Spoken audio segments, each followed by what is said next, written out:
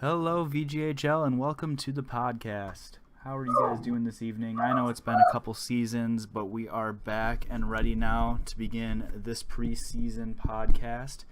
We're going to give you guys a countdown of the top 10 teams in the power ranking. We'll have a couple guests on. Castro will be on to talk about some changes going on in the league. And we're all here ready to have a good time. The podcast will be airing every other Friday throughout the season, so I hope you guys continue to tune in. And I'm your host, X Copley X, and with me I have Big John Taffer here, also known as. I'll let him introduce himself. Hey, how's it going, guys? Excited to be here. I'm Big John Taffer, otherwise known as Bubba Cheeks in the VG world. I'm excited here to be a part of the podcast this season. So, I mean, I'm just pumped up. I'm excited for the season. I'm excited for the show, and I'm excited to talk about these teams. So, first, coming in at number 10, we have the Tampa Bay Lightning.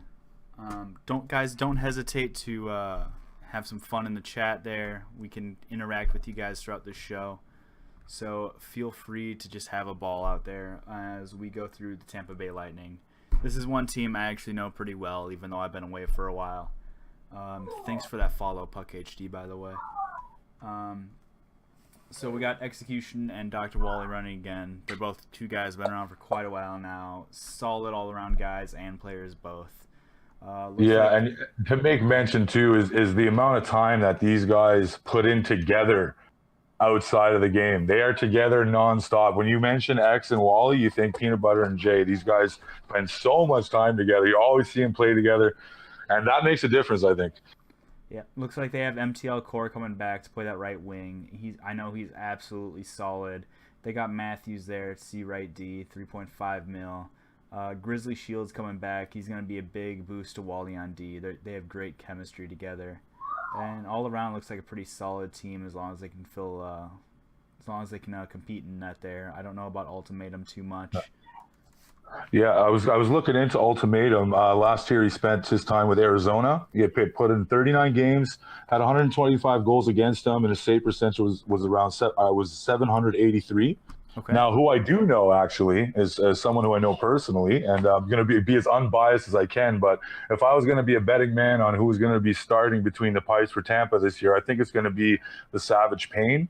I've had the pleasure of playing with this guy. He's a professional for sure because we were not doing great that year, and he showed up to play every game and honestly gave us a chance to win every time. He's a good guy, and I'm excited to see what he can do this year. It's his rookie year. So I think that about settles it for Tampa Bay. Who do you think is going to be the star of this team? The star? Oh, man, it's hard to say. I think with this team here, it's all about chemistry and the teamwork. I really think them as a core are really going to kill it. But if I was a betting man, it's going to be a Montreal core for me for as far as the most points and their top score. I think I'm with you on that one. But really, the team looks solid all around. I expect them to compete all season. For sure. Next, we're moving on to number 9 in this preseason power rankings. These power rankings were all voted on by NHL owners and management, by the way. So, in case you guys are wondering how we came up with these top 10, blame NHL management. I know Premier Player. I remember he was saying something like, "We beat 3 of these teams that were on the list, and they didn't even make it." Well, I mean, it's the vote, right? So, yeah. What's going on, Yuck? How are you doing today? Go ahead. Sorry, what was that? I was just shouting out to Yucko there. But next on, we got Detroit Red Wings here. Owned by a good friend of mine, Jack Bauer. He's got Mikey T's coming as captain. He's got some solid players throughout the team. JT, Big Yan. Chi-Town could be good all around, depending where he plays. Yeah. You mentioned me 6. He's got there. Stolt Cold, non ELC, J Perch, Cess Dragon Cess, and Net. Another team that I think is going to compete here and maybe surprise some people behind Yan and everybody. Yeah, for sure. Definitely. I agree with that 100%. I noticed these guys here, they went with more recognized players in a sense, like a lot of people were contending for the players on the roster and they got to win them. So I'm excited to see what they're going to be able to do. Like Chi-Town Menace, I played with him back in Crunch, I believe. We had Bort and I can't remember, but he was a big part of why that team was. He's really good at moving the puck on the breakout, and he's a solid player. So yeah, it looks like they also have 2.5 million cap still, so they definitely have room for some moves. Yeah, yeah, and Big Yan, I mean, they're definitely setting net for sure. Yeah, they're looking solid out there for sure. Mm-hmm. Hopefully, So Too Cold can play all those games at left wing. He did great in the AHL last season. Played 5 games in the NHL. Still 2.4 points per game and a +17. So he could definitely compete for them too. He had that 3.36 points per game in 22 games in the AHL last season. That was just on his last team. He had a few more throughout the season as well. So he could definitely be that solid left wing to pair up with Big Yan. Mike Tees and Chi-Town and center, switching off in center probably, and we'll see how the season goes. They got some really good experience at that high level on that team. So now, if you're the franchise owner, who are you putting the tag on? Probably putting the tag on Yan at this point. Yan's, I gotta say, is the best player on that team, hands down. I hate to be such a Canadian and just continue to agree with you, but that would be my pick as well. I mean, you just can't. What he does and how he plays, it speaks for itself, right? Next, we will move on to the Ottawa Senators here. I'll let you do the quick rundown on this team. Give me a second here. Just pulling them up. Sorry, I didn't really have an opportunity really quick, so I'm just going to pop this up. All right. Okay. Looking at the Sens this year, they're looking pretty nasty, actually, with some names that are jumping out of me right off the hop. While the owners of this team smirk and the captain coming in, Nielsen. But as I look at their roster, they have one of the bigger rosters that you're going to see. But Woozy jumps out at me right away, along with Tabs as well, another solid player. Coming in, I'm probably going to be their starting goalie, I would say. If not, it's going to be between him and You Can't See Me, Kamikaze. But they got Stabio as well. He's coming in as a bit of a dark horse, that player, you know, because he could be really good for you or he could be really bad for you, depending on, I don't know which day you catch him, I guess. But but all around, and also Champ 514, he's another solid player. He knows how to play the puck in both sides of the ice. Like, he's really good at pinching coming back on the rush. Like, he really does a solid back check. So I played with him last year, and yeah, he's a really good guy, good player. But obviously the big dog, Saka play 11. My goodness, right? What a player. Of course. Saka is definitely one of the big names in the league, has been for years and years and years, and he's definitely going to make a big improvement to any team that he's on. Paired with someone like Recchi, who can always be just solid at right wing or in net for the teams. It's kind of wherever he needs it to be. They got Tabs and You Can't See Me, both in net there. That's definitely going to compete. Fleury on that ELC, another former NHL owner. Hopefully he'll be solid for them. Champ 514 is pretty all right on that left wing at only 500K, and I just really see that they can put up some points. I guess we'll see what they do in the long run. I don't know if they're going to be top 10. They're going to be right on that cusp. We'll see what they do. Just really quick, just a big shout out to soccer player. Really, after 10 seasons, I'm counting here: 1, 2, 3, 4, 5, 6, 7, 8, 9, 10, 11 seasons in the show. This guy's boasting a plus 274. Now, if that doesn't tell you something about soccer player, I don't know what will. I know people kind of knock the plus and minus, but that's a hard thing to do, and especially at defense.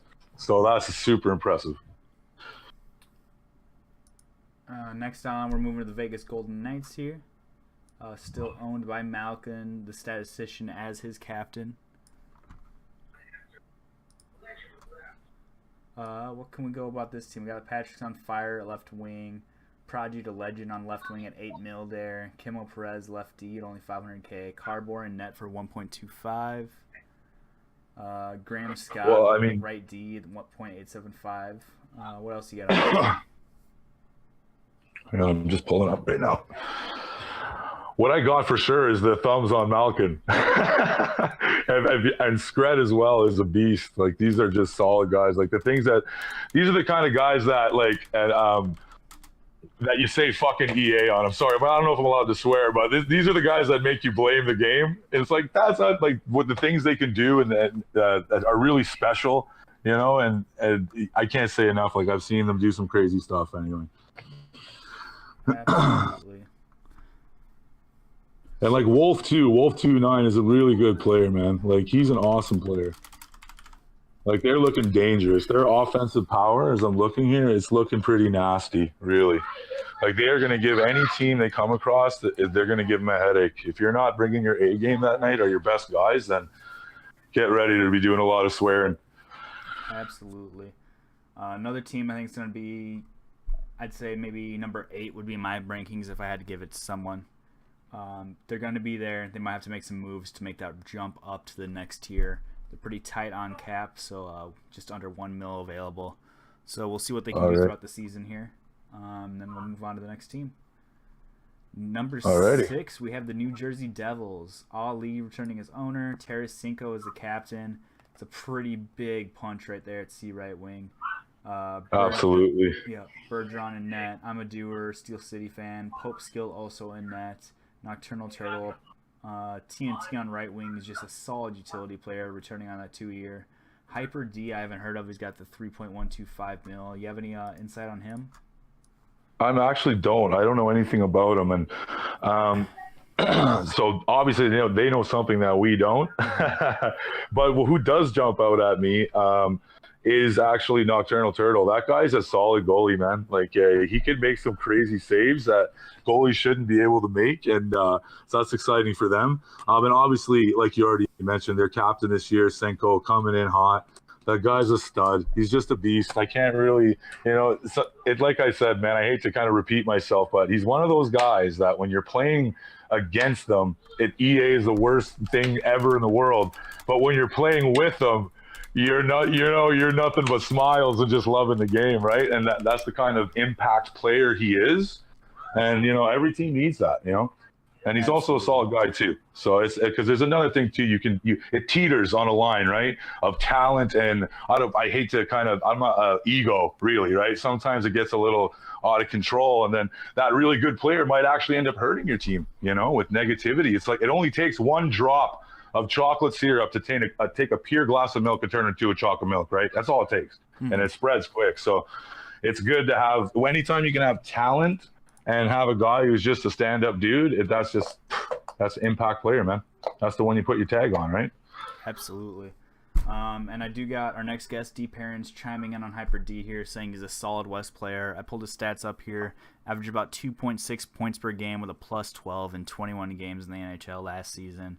I think that'll be a pretty decent impact for him as well. Absolutely. Yeah. Thanks for joining us, John. We'll see you again in 2 weeks. Yeah, for sure. If you guys don't know, Big John here is going to be my co-host throughout the season. So I hope you all give him a warm welcome and enjoyed his nice voice. Hey, thanks so much for having me, man. And I'm excited for the season and what we're going to come up with. And thanks for having me, man. So peace out, guys. Take care. Welcome, Dparans. You are my next guest here. How are you doing today? Doing good. How are you, Copley? Good. Let's give me 1 sec here. Next, we're going to be talking about Vancouver, team on the West Coast with you. If you guys don't know, Dparans is the captain of Calgary. So what can you tell us about Vancouver here?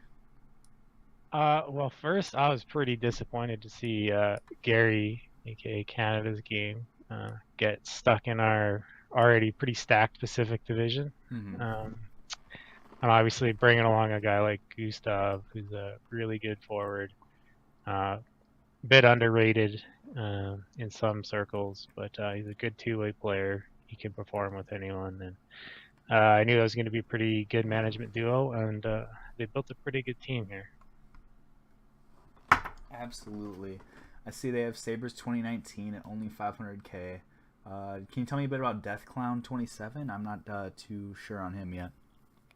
So Death Clown's kind of a bit newer into the VG side of things, but he's been making waves in LG as well. Mm-hmm. And in the club circuit. He's definitely worth that $7 million contract, especially in this bidding. in my opinion, he was easily top 3 forward in bidding. Yeah, it looks like And last season get he him for carried. $7 million. Yeah, is last a good season he deal. carried just over 3 points per game in 44 games. It looks like. The plus 28. Yeah, that's a real good deal. I played with and against Death Clown, and I'd be pretty happy to have him on my roster at $7 million. Absolutely. Then we got, coming out of that bidding. Yeah, then it looks like we got Riv Nasty and Undead Gamertag in net. I know Undead Gamertag's a solid backup. I don't know too much about Riv Nasty. You have some input on that? Yeah, he's probably not going to be playing too much goalie. He's mostly a winger and a centerman. Okay. He can play a bit of goalie, but he's mostly a forward. That So he'll him, Death Clown, and Gustav will make a really, really, really good first line. Especially with a guy like Chovan Lasat down there, another West Coast guy, being the fourth forward for them. I think that's a really potent forward lineup. Absolutely. And then it looks like they got RB Cresser in Canada's game that's starting D positions. Solid positioning there. Yeah, you can't go wrong with that. A really great D pair. Obviously, Canada's game did put in a lot of work on Nashville. I mean, last season they didn't play much defense, and he got hung out to dry a lot, and I think he did a great job.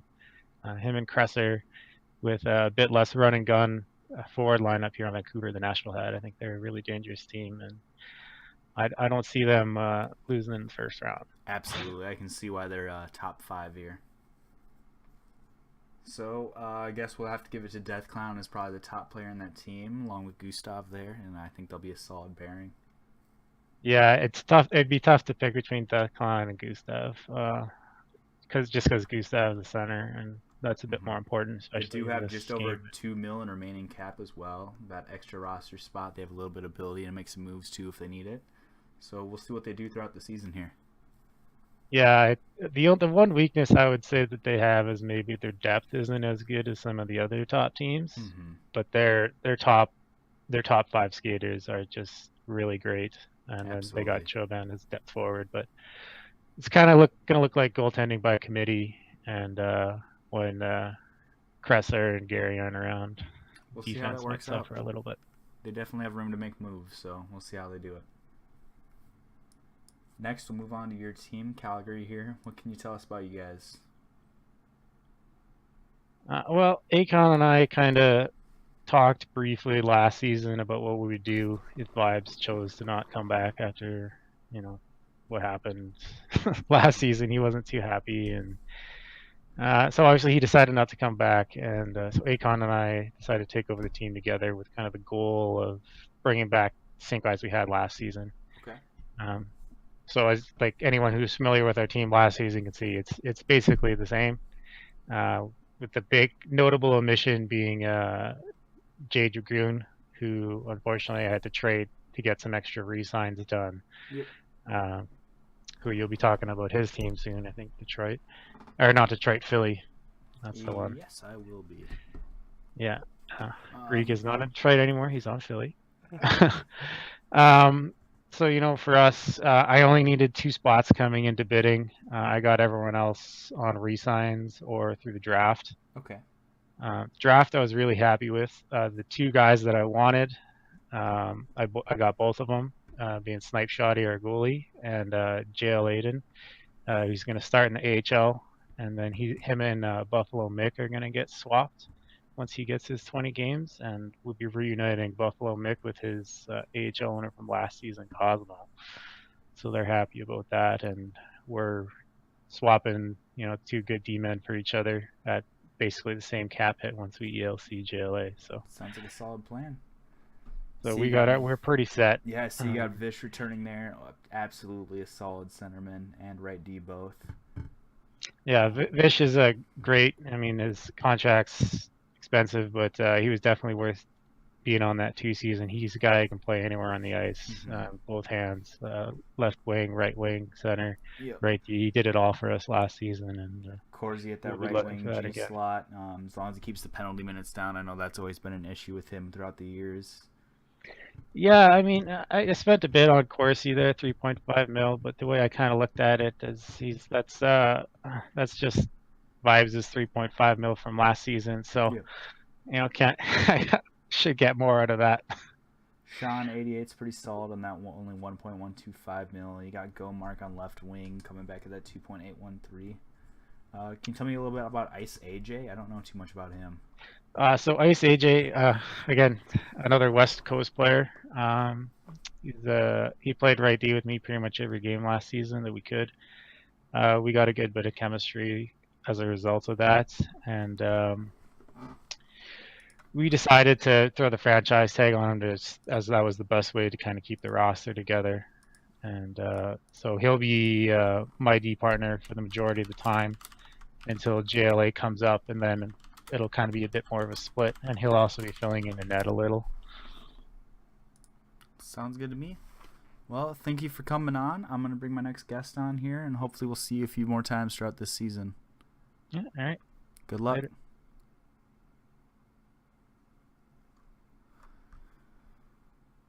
So while we wait for our next guest, let's go ahead and look at a few of the new rules for this season. If you guys take a look at the rule book, they all are going to be highlighted in yellow. Give me 1 sec here just to shoot a link over quick. Just got to get our next guest in here so that he can talk about the new rules.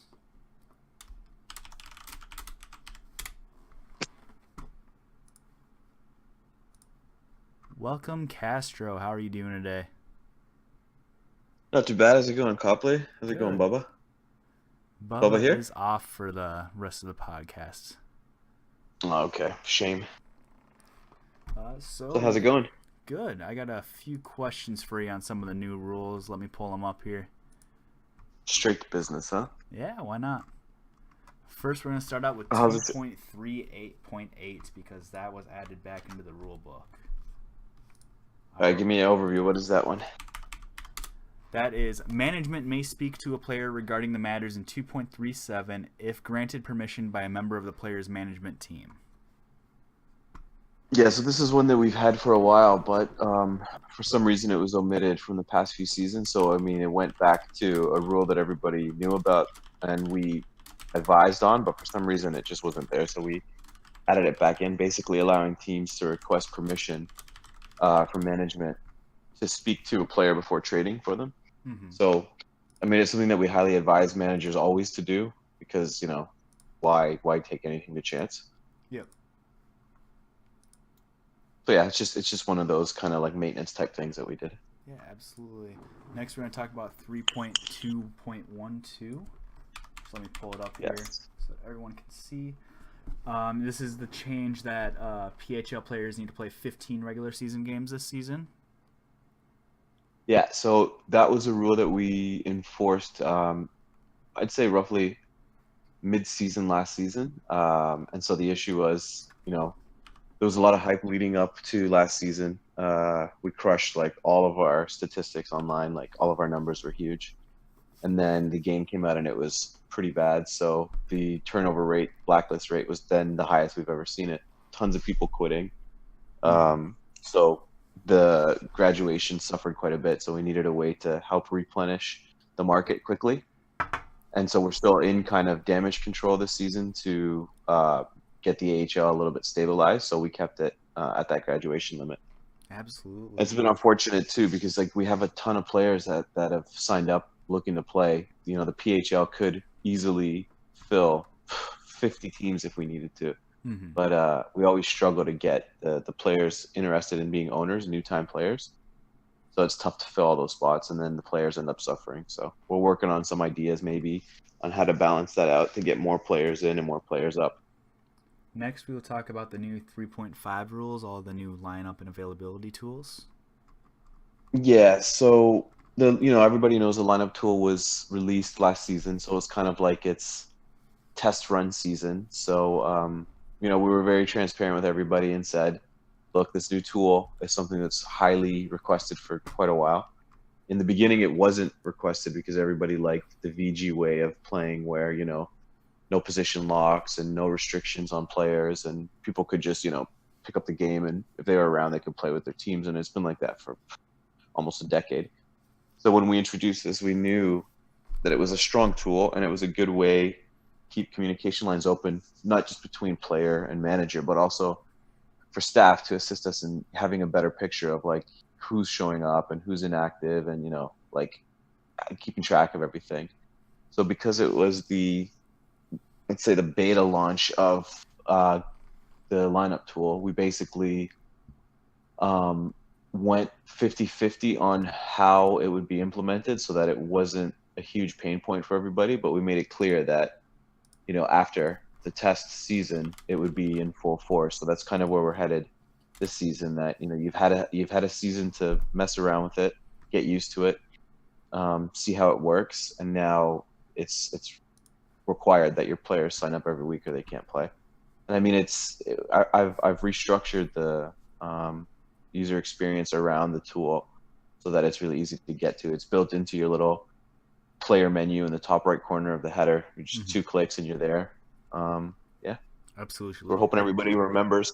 Just a quick thing. So Smirk came to me last week to help him with a bot command for his team chat. Mm-hmm. So since then, I've offered the service to anybody looking for some assistance. Okay. I think I've set up 13 or 14 servers so far, and essentially what it does is, you just do a little bot command in your team chat, and it just reminds players that they have to sign up by 4 p.m. on Sundays for the upcoming week, and then the week after that unlocks at 5 p.m. So they can just spam that message all week, which is really cool. So for all the management in here, I hope you heard that. Castro is willing to come in your chat and set up a bot for you to remind your players to sign up for their games. I'm sure it'll be very convenient and kind of help everybody all around. I think that rule change is going to be very helpful for the league in general, and just kind of getting back on track and making sure that we're staying caught up on everything, both players, managers, and staff all alike.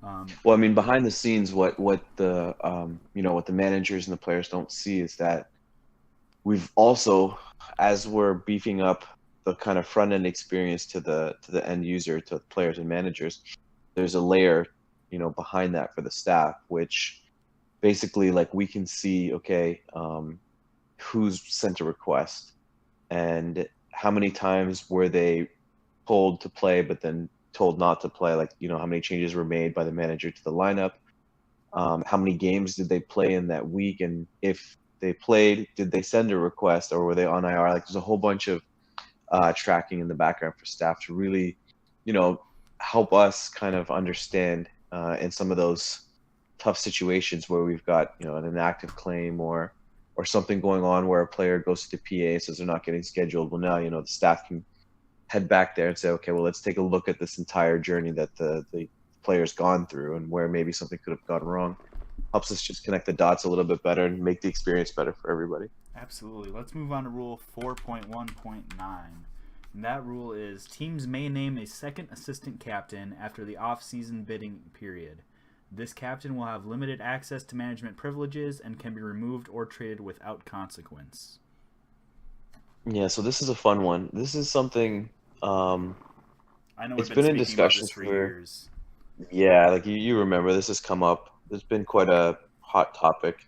In the beginning, there wasn't too much interest for it, I would say. But that's kind of back when people were a little bit more invested in just the game in general. As everything progresses, people they want to play. They don't want to be bothered as much with the details. So any extra help that you can give them, the better. And our World Championships and our Club League, they support it already. Where you can have that assistant, so you can have 3 managers.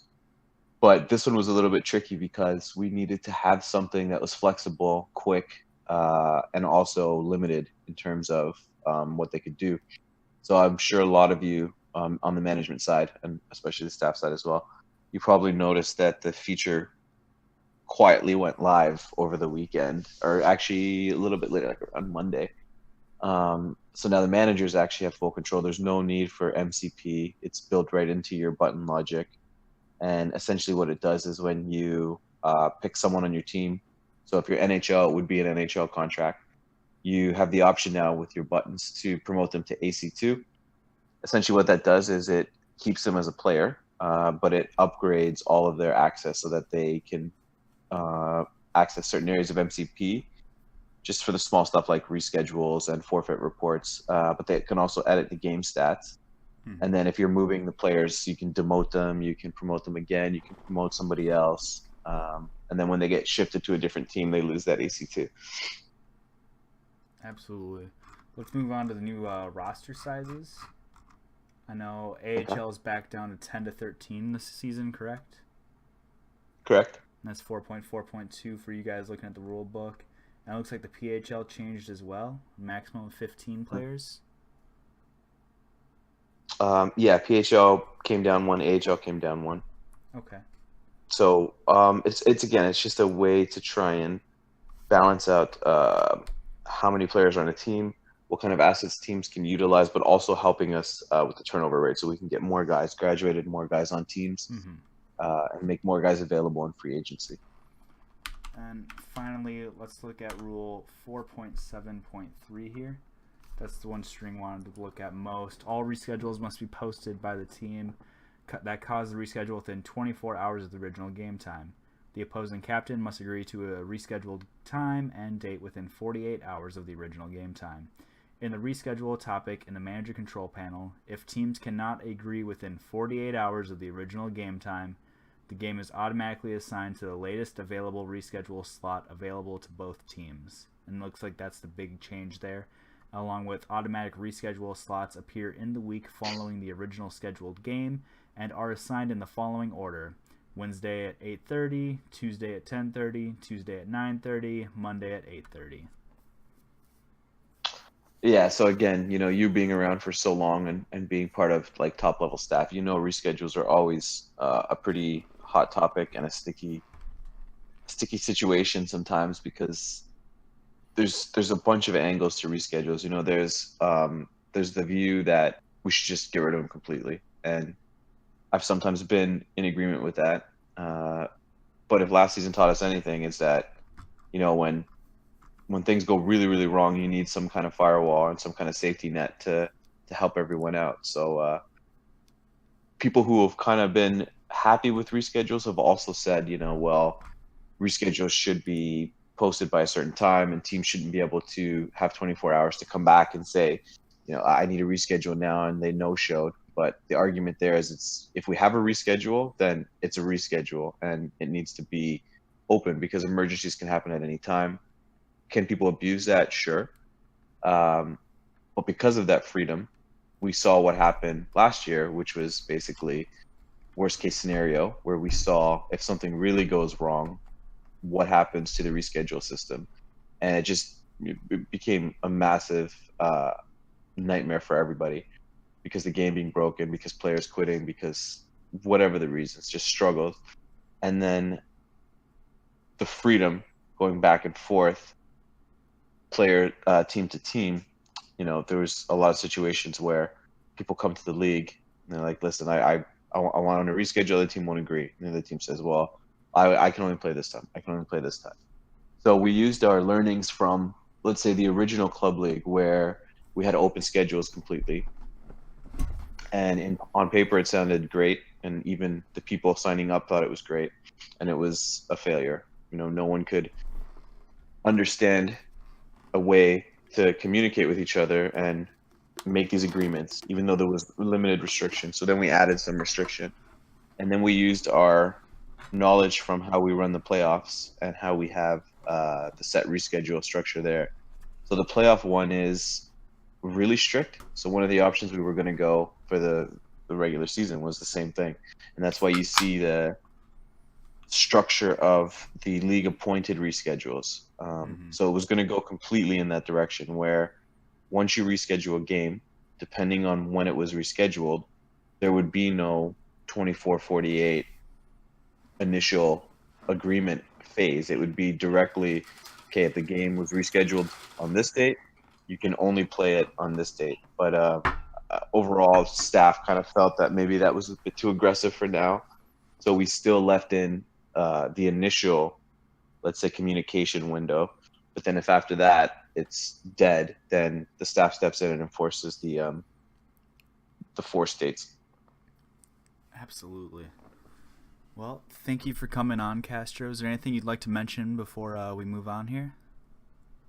Yeah, so just to bring it back home again, managers, remember to remind your players every week about the tool that they sign up, because if it hits a situation where they're not signing up and they can't play, and then you're going to get frustrated, and it's not going to be good for anybody. So keep pushing that message home. Like Copley said, I will come in and set up those bots for you. Also, shout outs to the media team, because this season they're doing a bang up job of just pushing tons of content out. A lot of that coming from Yucko. We've got Premier Player who joined. Big John is there. KQ came in.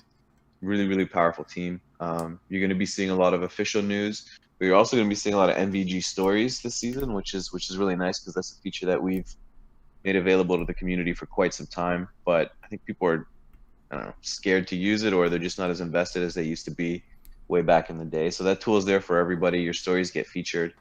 It really helps people kind of understand what's going on. You can use it to And we can help you tell guys everybody create some images news for your stories and stuff too. Yeah, for sure. Make But it it more helps good you for guys you kind guys. of it helps you guys let the community know what your seasons are like and what gossip you've heard of, and just things in general that you like and don't like about the league, or about any topics at all. So it's a really cool thing. And remember to keep your videos coming in this season. We gave away our prize again for the video of the year last season.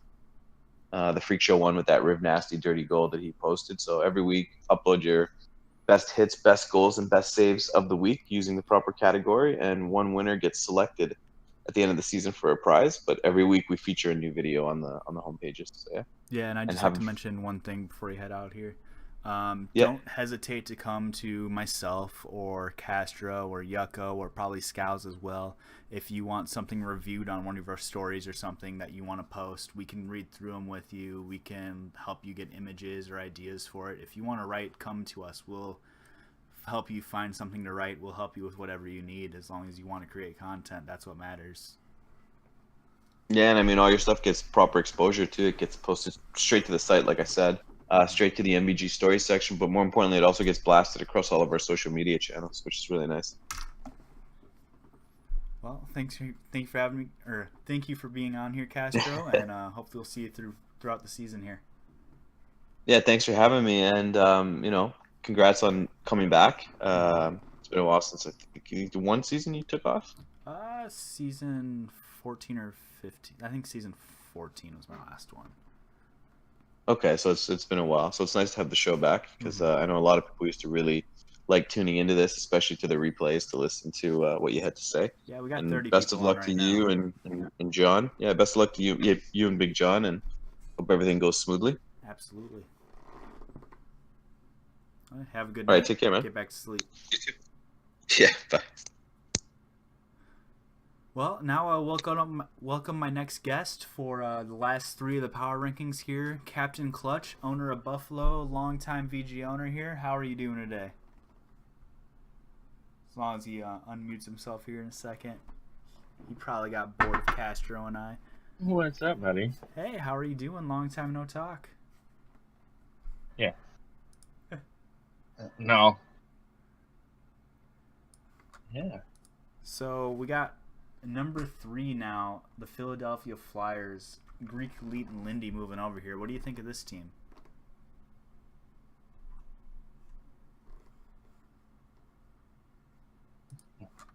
Well, Greek and Lindy, back-to-back Cup champions before they decided to take a hiatus.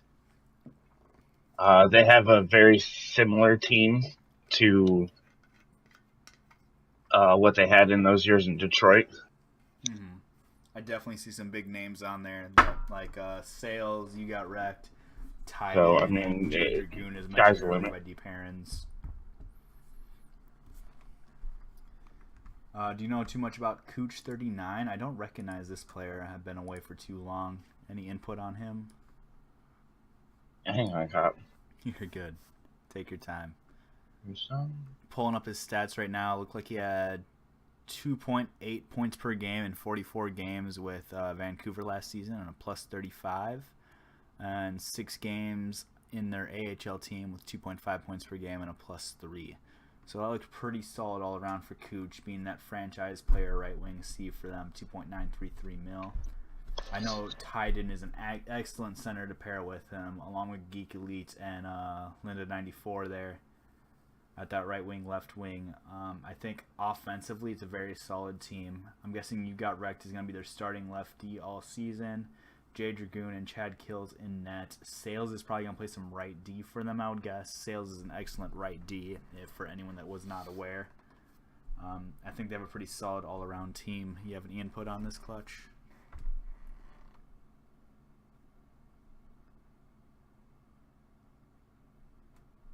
I mean, like I said, it's a very Greek and Linda team. They, when they were in Detroit, they had Ti, they had Jade.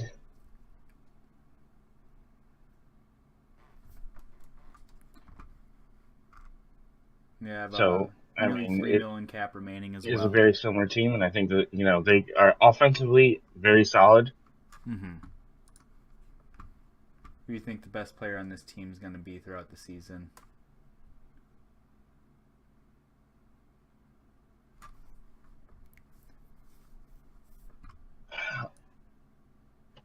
Tough to say. Jade is a super solid goalie. I mean, regardless of the defense that's in front of him. Absolutely. Linda, him and Greek do really well together. So, I mean, they're a pairing that know each other and play very well together. Mm-hmm.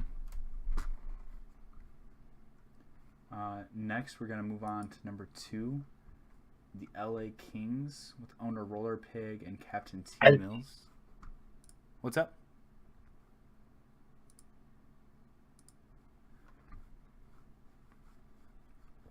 Nothing. Okay. You're good. So they got BS Bowleys, 500K on the lefty, some depth. Toasty QC, 1.5 mil. DP Tickler, left wing lefty, 0.5. Full throttle at 4.5 mil on the lefty. Looks like to be their solid D-man there. RV Clutch at the left wing C, 7.5 mil, and Frantic at right wing. I guess it comes down to Roller Plug playing that center, RV Clutch left wing, Frantic right wing as their top line probably. I guess T Mills right wing as well. So maybe Frantic will move back to right D some. Got Full Throttle at lefty. San Jose 01 in net. They look pretty solid all around. My fear is their depth. I don't think their depth is going to help them out too much, and that's what I think is going to take them out of the top 5 here in the long run. Do you have any opinions on this team here?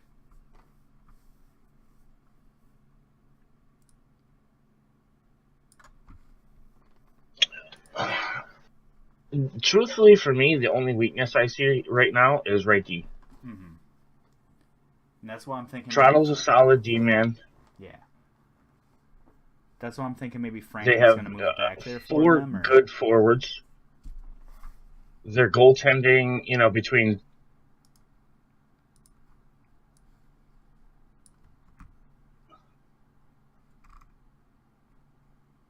Yeah, I mean, I could see Frantic moving back. Because that's definitely the solution. The only way you're going to be able to get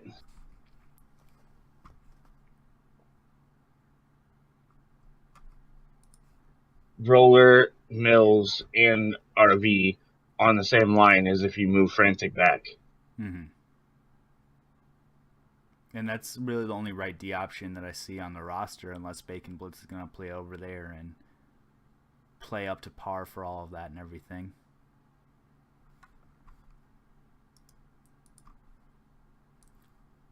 They are under 1 mil, so they're pretty. They're a team that's also going to bank on time of attack. Mm-hmm. Absolutely. Bacon Blitz did have a plus 86 last year for them. He is a re-sign, so I feel like they have a lot of faith in him as well. He played 50 games for them last year, so that's probably going to be a D option for them, really cheap.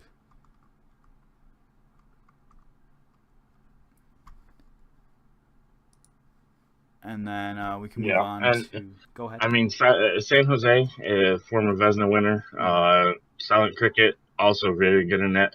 Yeah. So I think if any weakness they have, it's going to be defense. If anything takes them out of the top 5, it's going to be their defense and depth. But they definitely have the ability to score a lot of goals and put up a lot of points, and we'll see how they do that. Now we'll move on to number 1, Carolina Hurricanes, Hattie and Deadly Dangles. This was a pretty unanimous number 1 as I was counting up the votes. They've got Johnny QC at right wing for $2 million, Crew at right wing for $0.5. Who else they got? Bad News at 1.5. Kyle J at that 2.443. If his availability is solid this year, that's always great to have. LaFleur at the 5.625 and Lazy QC at that 5.5 for their center and right D there. Nick 98 at left D. They look like they have a whole lot of defense on their team. The only thing I see them missing is maybe a top left wing, so I'm kind of curious how that's going to work out for them.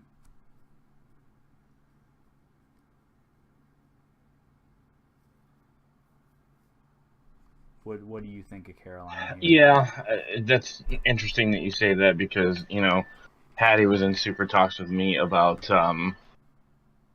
getting Death Clown for me. Mm-hmm. I feel like they need to make a move for a left wing. They only have 300 But available money. that team is returning a lot. Mm-hmm. My only question is maybe Hattie's going to move over to left wing for the time being, or Deadly Dangles even. He plays C-lefty. I'm pretty sure he's right-handed. Hattie can definitely play center, so maybe Dangles move over to left wing for the time being while Hattie plays center. Deadly, I would say probably will move over to the wing. They trust Lazy at center. Yeah, absolutely. That makes a lot of sense as well. So I think that's kind of got to be their solution for the time being while they sit there and shop the market. Maybe try to drop some cap with someone like Johnny QC maybe at that $2 million. Bad News JER at that $1.5 million. Maybe try to drop some cap there so they can pick up and make moves for a true left winger.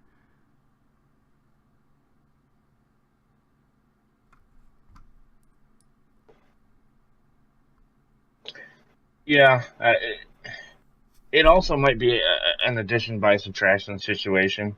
Mm-hmm. That could make a lot of sense too. They do have 11 on their roster right now, so they have room to get rid of somebody. You're gonna have to give something to get something. Mm-hmm. They could definitely give a 2-for-1 as well. That would help with their cap situation. All in all, I do think this team is just very highly powered offensively, and they're going to be hard to beat regardless. They have solid defense, solid offense all around. In net, I don't know the names too well. Let me pull up their stats here quick for everybody. Looks like SKJ hasn't played since season 14 in net. He's been skating the last few seasons. And he didn't play too much then, but averaged around an 800 save percentage. Otherwise, it looks like he's been skating most of the time. Just a lot of depth games. No seasons where he played a lot. So maybe Bad News is going to play a lot more net for him. And maybe that's where that 1.5 mil comes from. But that's definitely what I'm seeing as their biggest weakness right now. I mean, he had a 864 save percentage in 58 games in the AHL last season. So that's definitely what I think they're going to be doing. He was 49, 7-2 in net. 1.66 GAA. That's definitely Vezina worthy in this league and all around solid.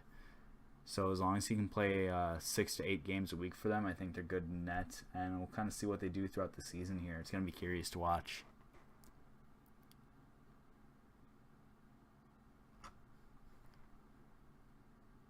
Oh, absolutely. I mean, they're a team that doesn't necessarily rely on having, outstanding goaltending because they can outwork any team.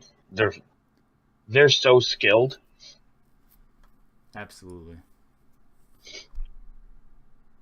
Well, I think we're going to go ahead and end it here. Thank you for joining us, Clutch. Do you have anything you'd like to say to the audience before we head out here? Absolutely. So, good luck, everybody. Let's have a great season. Yeah. Okay. Thank you, everybody, for tuning in. This video will be posted on the VG website sometime tomorrow afternoon. We will be live every other Friday, so be sure to tune in and keep tuning in. Don't forget, Castro is willing to make those bots for you in your guys' Discords if you'd like, to keep reminding your players of the availability. You can definitely look back at this video and check out all the rule changes again. They're all highlighted yellow in the rule book for you as well. And everybody, have a good night, and thank you for tuning in.